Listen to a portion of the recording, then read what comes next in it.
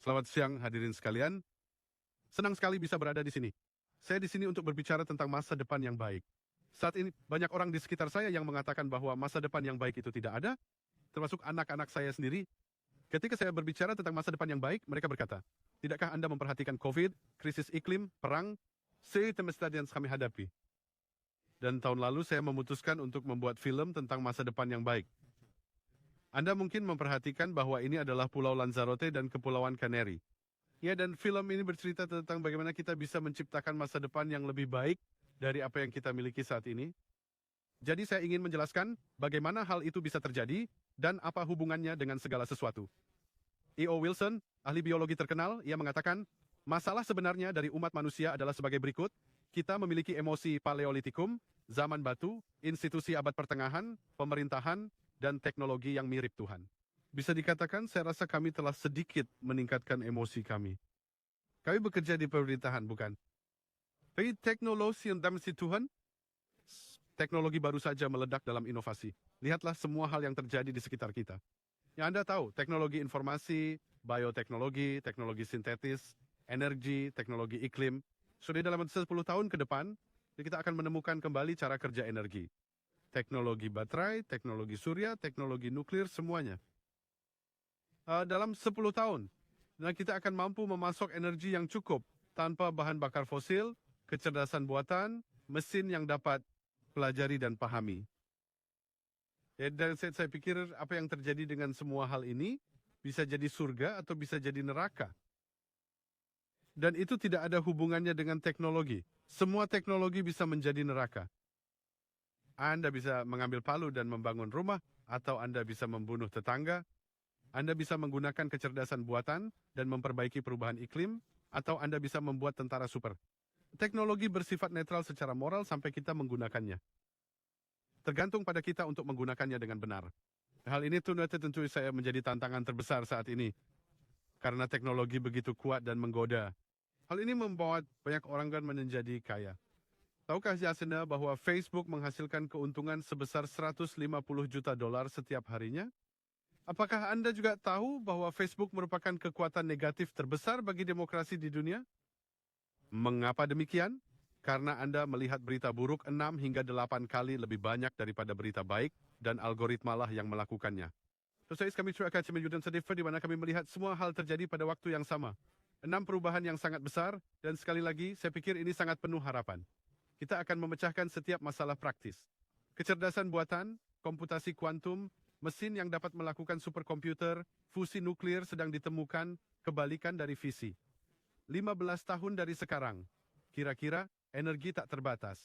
Saya selalu mengatakan sebagai lelucon Spotify untuk energi. Biologi sintetis mampu menciptakan material baru. Anda dapat melihat segala macam hal dalam rekayasa genetika dan tentu saja geoengineering untuk memperbaiki bumi agar kembali hijau. Itu bisa menjadi luar biasa. Pikirkan tentang semua pekerjaan baru. Maksud saya, jika Anda khawatir dengan pekerjaan Anda, ada banyak pekerjaan di sini. Perubahan iklim saya prediksinya adalah 100 juta pekerjaan baru dalam 20 tahun. Namun di satu sisi Anda bisa mengatakan, kita menjadi seperti Tuhan. Namun sekarang kita memiliki kekuatan seperti Tuhan. Dengan ponsel saya sebentar lagi, sekali lagi, dengan Apple Vision, saya bisa melihat dunia seperti Minority Report. Saya bisa meminum pil biru, pil hitam, saya bisa pergi dan tinggal di tempat lain. Kevin Kelly, seorang futuris terkenal, mengatakan bahwa kita harus optimis. Bukan karena masalah kita lebih sedikit dari yang kita duga, tetapi karena kapasitas kita untuk menyelesaikannya lebih besar. Ya, dan hal itu mari berhenti melihat hal-hal yang tidak bisa kita selesaikan. Mari kita lihat hal-hal yang sedang kita selesaikan. Sungguh membingungkan apa yang terjadi di sana jika kita berpikir positif. Pola pikir Anda mengandung masa depan. Dan gambar ini menunjukkan bahwa teknologi bisa menjadi sebuah hadiah, solusi yang luar biasa, atau bisa juga sebuah bom. Ponsel membantu kita untuk berkomunikasi, namun saat ini lebih banyak orang yang lebih banyak berhubungan dengan layar ponsel mereka daripada dengan orang lain. Kita harus memikirkan siapa kita dan apa yang kita inginkan dari dunia. Jadi saya sangat yakin bahwa masa depan yang baik bergantung pada hal ini. Dan masa depan yang baik bukan hanya tentang pekerjaan yang bagus, kemajuan dan pertumbuhan. Ini tentang 4 hal. Manusia, planet, tujuan, dan kemakmuran. Mesiana lebih menyukai kemakmuran daripada keuntungan. Dan hal ini sedang terjadi di sekeliling kita. Orang-orang seusia Anda, bisa jadi saya, yang berusia antara 25 hingga 45 tahun, yang saat ini sedang mengubah agenda generasi saya. Anda tahu apa agenda kami? Lebih banyak pertumbuhan, lebih banyak keuntungan, bekerja dengan baik, bekerja. Agenda baru adalah ini. Dan Anda dapat melihat hal ini terjadi di mana-mana. Dan itulah tantangannya. Kita membutuhkan apa yang disebut dengan telos yang hebat, kebijaksanaan. Kita tidak perlu mengatakan kecerdasan buatan itu buruk, media sosial itu buruk, semuanya buruk. Saya akan bersembunyi di suatu tempat di pegunungan. Tidak. Kita membutuhkan kebijaksanaan, keseimbangan. Tujuan. Itulah yang kami cari. Ingat, teknologi bukanlah yang kami cari. Itu adalah cara kami mencari. Jika kita mengacaukan lat dengan tujuannya, kita berada dalam masalah besar. Tidak masalah jika Anda sembunyi di Mars dan Anda bisa pergi ke Mars ketika keadaan di sini tidak memungkinkan. Namun bagi kami, jika Anda memiliki anak atau akan memiliki anak, Anda harus memikirkan hal tersebut. Apa yang terjadi saat ini adalah manusia dan mesin saling menyatu.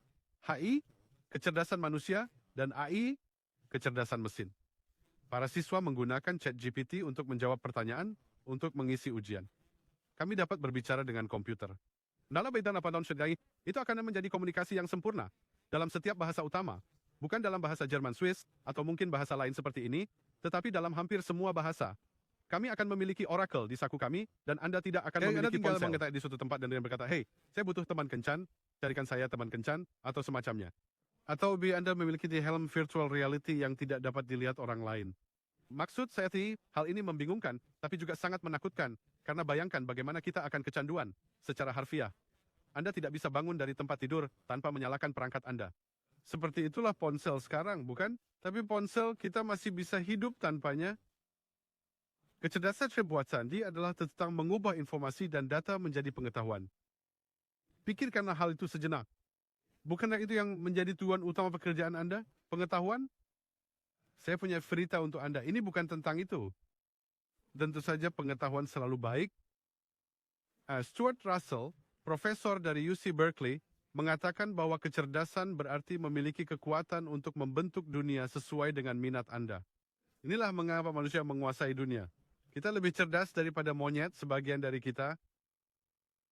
Dan jika kita memiliki kecerdasan buatan dengan IQ 1 miliar, bahkan jika mereka tidak merasakan kesadaran kita, itu bisa menjadi masalah bagi kita. Karena jika kita melihat hal ini, apa yang terjadi sekarang adalah mesin mulai mengerti. Dan pendiri OpenAI, Sam Altman, sang CEO, mengatakan bahwa perubahan yang akan datang adalah tentang hal ini, kemampuan mesin untuk berpikir, berkreasi, memahami, dan bernalar. Pikirkanlah hal itu sejenak. Apakah Anda menginginkan mesin yang berpikir, memahami, menciptakan, dan bernalar? Saya ingin mesin yang dapat menyelesaikan pekerjaan. Google Maps yang lebih baik, aplikasi email yang lebih baik, aplikasi penjadwalan yang lebih baik, pengemudi yang lebih baik, apapun yang lebih baik. Saya tidak ingin mesin yang secara umum cerdas. Saya. Itulah pekerjaan manusia. Nah, ini adalah pertanyaan yang sangat besar tentang apa yang kita inginkan dan siapa yang bertanggung jawab dan bagaimana kita akan menggunakannya. Jadi inilah klip pendek Bill Gates yang sedang berbicara dengan Socrates. Ini adalah mesin yang dapat belajar dan bernalar, dibangun di atas sejumlah besar data dan algoritma yang kompleks. Ini meniru proses berpikir manusia untuk memberikan pengalaman belajar yang disesuaikan. Merasakan adanya bayangan di atas keajaiban ini, bahaya tersembunyi yang mengintai di dalamnya. Bill yang terhormat, karena saya adalah pendukung pemeriksaan diri dan mencari kebijaksanaan, katakan padaku, apa yang mungkin kita peroleh dari bentuk kecerdasan baru yang telah Anda ciptakan ini? Anda dapat menontonnya di YouTube. Tetapi AI melakukan hal ini, tentu saja. Itu dibuat oleh sebuah mesin. Dan sekarang ada orang yang membuat mesin yang terlihat seperti manusia. Samsung Neon, replika, yang mereplikasi orang yang telah meninggal, sehingga Anda dapat berbicara dengan mereka setelah mereka meninggal. Dan tentu saja itu semua AI generatif yang kami miliki di luar sana. Pertanyaannya adalah, ini keren, ini menarik, tetapi apa yang akan dilakukannya misalnya? Untuk pekerjaan, kotak hijau berpotensi untuk otomatisasi. Jadi pekerjaan kantor, penjualan dan bisnis terkait, operasi keuangan, banyak dari kita yang melakukannya, teknik arsitek, dan hukum, 33% berpotensi tinggi untuk otomatisasi, dan bahkan lebih tinggi lagi untuk penambahan, Anda tahu, menambahkan sesuatu pada kita. Ini beritanya, mesin-mesin tersebut tidak lagi datang kepada para pekerja pabrik. Mereka masih datang untuk itu. Mereka akan datang ke pekerja pengetahuan. Itulah kita. Dan itu adalah kabar baik. Karena jika saya dapat mengotomatiskan sebagian dari rutinitas saya dapat melakukan bagian lain yang tidak dapat dilakukan oleh mesin. Jika saya bisa menambah kemampuan diri saya bisa menjadi lebih kuat. Tapi, tentu saja, banyak perusahaan akan tergoda untuk mengatakan, jika Gerd bisa 4 kali lebih cepat, saya memecat 4 orang malang lainnya, bukan? Saya menyingkirkan mereka. Jadi ada banyak hal yang harus kita pikirkan ketika kita memikirkan hal ini. Tentang rutinitas. Karena itulah yang sebenarnya terjadi. Mesin-mesin tidak datang untuk pekerjaan kita. Mereka tidak datang untuk kita. Mereka tidak datang untuk memanen tubuh kita untuk mendapatkan energi. Mereka datang untuk rutinitas kami, untuk pekerjaan monyet, pekerjaan sederhana, pekerjaan komoditas, pekerjaan tanpa otak yang kita semua lakukan dengan cara tertentu. Hal ini tidak bisa menjadi hal yang baik atau buruk. Namun lihatlah grafik ini yang pada dasarnya mengatakan 4,5 kali lebih banyak efisiensi dan paralegal, dukungan kantor, dan sebagainya. Pertanyaan kunci yang harus kita tanyakan pada diri kita sendiri dan pemerintah adalah, jika hal ini terjadi, siapa yang akan menanggung manfaatnya? Jika ada lebih banyak uang yang dihasilkan, siapa yang akan mendapatkan uangnya? Dan jawabannya saat ini adalah orang-orang yang membangun sistem tersebut. Mereka mendapatkan uang, bukan para pekerja. Maksud saya, pada dasarnya, produktivitas meningkat, upah turun. Hal ini harus kita perbaiki.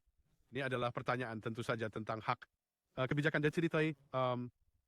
Jadi baik, inilah yang terjadi dengan pekerjaan kami. Bot akan datang. Mereka tidak akan mengambil pekerjaan kita. Dan tugas kita adalah menaiki piramida ini. Piramida kerja seperti Maslow. Bagian bawah dari piramida ini adalah tentang hal-hal yang dapat dilakukan oleh mesin. Saya menyebutnya rumput mesin. Data, informasi, sederhana, bodoh, logika mesin biner seperti Google Maps.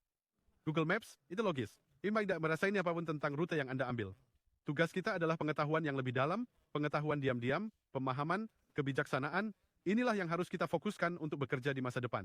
Inilah yang harus Anda sampaikan kepada anak-anak Anda. Inilah yang harus Anda ajarkan kepada mereka di sekolah, kebijaksanaan, tujuan, kesadaran, seni, pemahaman. Itulah yang membuat kita menjadi manusia. Dalam waktu kurang dari 10 tahun, mesin akan memiliki lebih banyak logika daripada gabungan logika kita semua. Tapi logika saja tidak cukup. Logika pada kenyataannya adalah sekitar 3% dari kehidupan nyata. Segala sesuatu yang kita buat tidak logis, tidak efisien, tidak jelas, tidak terstruktur, dan tidak biner. Jadi itulah wilayah kerja kami yang khusus untuk manusia. Itulah masa depan pekerjaan kami. Dan itu membuat saya positif, karena dalam 10 tahun mungkin kita tidak perlu bekerja sebanyak itu. Karena mesin-mesin tersebut melakukan sebagian besar kerja keras. Kita harus memiliki kebijakan yang tepat untuk hal ini. Ada perdebatan besar mengenai hal ini, namun kita bisa melihat apa yang terjadi sekarang. Miliaran dolar digunakan untuk penelitian kecerdasan buatan. Dan sangat sedikit uang yang digunakan untuk apa yang disebut penyelarasan. Di sini untuk menyelaraskan apa yang terjadi dengan hal-hal yang bersifat manusiawi. Hal itu perlu diubah karena kami memiliki masalah ini. Jika ini hanya tentang uang, lalu siapa yang memegang kendali? Siapa yang mengurus hak-hak kita? Selain mungkin Komisi Eropa, siapa yang peduli dengan kebenaran? Mesin tidak peduli dengan kebenaran. Mereka tidak tahu apa-apa tentang kebenaran. Mereka tidak tahu perasaan kita, nilai-nilai kita, emosi kita, makna kita. Tidak ada. Mereka tahu data. Mereka melihat wajah Anda dan berkata, oh Anda marah. Mereka tidak tahu apa itu marah, apa itu wajah, apa artinya ada.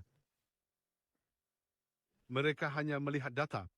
Jadi itu adalah sesuatu yang harus kami perhatikan dengan sangat hati-hati. Pertanyaan kuncinya adalah, apakah teknologi bisa menjadi baik atau buruk? Apakah teknologi tidak memiliki etika? Siapa yang melakukannya? Apakah Anda Anda memiliki etika dalam pekerjaan Anda untuk berdiri dan mengatakan tidak, kita tidak boleh melakukan hal ini. Itu tidak baik untuk orang-orang. Apakah Anda akan mengatakan, kami tidak akan meluncurkan produk ini karena efek sampingnya sangat besar, seperti OpenAI dan Chatting GPT? Apakah Anda memiliki agenda kemanusiaan? Kita harus berinvestasi sama besarnya pada kemanusiaan daripada berinvestasi pada teknologi. Shop itu adalah di negara kita, pemerintah kita, sekolah-sekolah kita, tidak hanya ilmu STEM, tetapi juga hacking, kemanusiaan, etika, kreativitas, dan tentu saja perusahaan-perusahaan kita. So berhentilah berinvestasi hanya pada AI dan pikirkan apa yang kita lakukan di sini. Saya menulis surat ini bukan karena saya menentang AI, sama sekali tidak. Saya pikir ini adalah alat yang luar biasa, saya senang menggunakannya. Tetapi untuk membuat kerangka kerja, apa gunanya yang baik? Apa yang apakah kecerdasan buatan, otomatisasi kecerdasan yang ditingkatkan, kedengarannya bagus, tetapi kecerdasan otonom, Itu seperti mengatakan, oke, saya akan membuat mesin dengan EQ 1 miliar, tetapi saya harap mesin itu tidak akan menginjak saya secara tidak sengaja. Ya, tidak akan peduli. Okay? Jika Anda menyuruh mesin ini untuk mengatasi perubahan iklim, tahukah Anda apa yang akan dikatakannya? Menghilangkan semua manusia. Solusi yang paling logis. Sedikit merepotkan bagi kami, tetapi yang akan salah mengendalikan umat manusia? Apakah perusahaan-perusahaan yang membuat barang ini karena mereka akan menghasilkan triliunan? Apakah pasar saham? Apakah pemerintah kita? Satu hal yang kita perlukan, saya menyebutnya Badan Kecerdasan Buatan Internasional, IAAA, seperti halnya badan nuklir, untuk memikirkan bagaimana kita semua dapat menyepakati apa yang akan kita lakukan di sini. Dan hal ini sudah dalam proses pembuatan. Hal ini muncul di mana-mana karena sekarang kita berada pada masa di mana kita beralih dari seluruh percakapan tentang apakah sesuatu itu mungkin. Jawabannya adalah segala sesuatu menjadi mungkin. Tapi kenapa? Dan siapa? Tim Cook, CEO Apple. Dia mengatakan beberapa hari yang lalu teknologi dapat melakukan hal-hal yang hebat, tetapi tidak ingin melakukan hal-hal yang hebat. Ia tidak menginginkan apapun. Yang akan saya tambahkan, keinginan itu tergantung pada kita. Saya ingin perusahaan-perusahaan teknologi membuat janji.